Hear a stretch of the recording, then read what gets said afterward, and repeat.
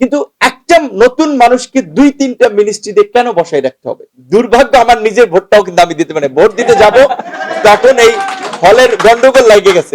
10টা রাজনৈতিক দল থেকে 2 জন করে নিয়ে যদি 20 জন থাকতো, এখন আর ধরেন অন্য সাইড থেকে 20 জন 40 জন মন্ত্রিসভা বা মিনিস্ট্রি আছে প্রায় বোধহয় 58টা না 60টার মতো। 60 জন মন্ত্রী তো এমনি প্রয়োজন। একটা রাজনৈতিক দল বললেই কি সেটাকে প্রাধান্য দিতে হবে? জাতীয় সরকার হবে না।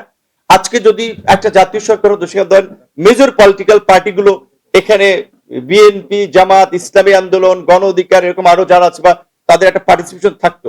10টা রাজনৈতিক দল থেকে 2 জন করে নিয়ে যদি 20 জন থাকতো, এখন আর ধরেন অন্য সাইড থেকে 20 জন 40 জন মন্ত্রিসভা বা মিনিস্ট্রি আছে প্রায় বোধহয় 58টা না 60টার মতো।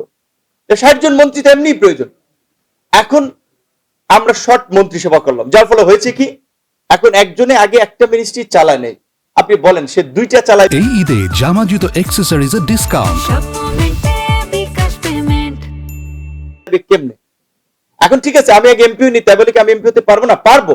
তো স্বাভাবিকভাবে আমার চেয়ে পূর্বের যে একজন এমপি, তার যে পার্লামেন্টের প্রসিডিউর গুলো, তার যে এক্সপিরিয়েন্স, সেটা কিন্তু আমি একবার প্রথমবারই কিন্তু আমার হয়ে যাবে না।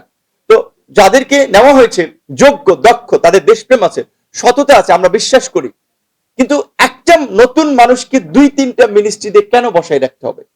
ওইখানে আরো আমরা অভিজ্ঞ কিছু মানুষকে নেই, অনেকদিন ধরে বলে আসছি যেটা রিফর্ম করেন। এখনো রাজনৈতিক এখনো যে পরিস্থিতি দেশের, তাতে আমরা বুঝতেছি নির্বাচন আসলে আমরা প্রত্যাশা করছি ডিসেম্বরের মধ্যে হবে, প্রধান উপদেষ্টা বলছেন। বাট আমি এখন সন্দিহান যে আদৌ ডিসেম্বরের মধ্যে নির্বাচন হয় কিনা, কারণ তার কতগুলো লক্ষণ থাকতে হবে। আইন শৃঙ্খলা পরিস্থিতির ইমপ্রুভমেন্ট, রাজনৈতিক ঐক্যমত। কিন্তু এখন আমরা বিভাজন দেখতে পাচ্ছি, বিভিন্ন ক্ষেত্রে ডে বাই ডে বিভাজন হচ্ছে, যার ফলে নির্বাচন নিয়ে একটা অনিশ্চয়তা বোধহয় তৈরি হয়েছে।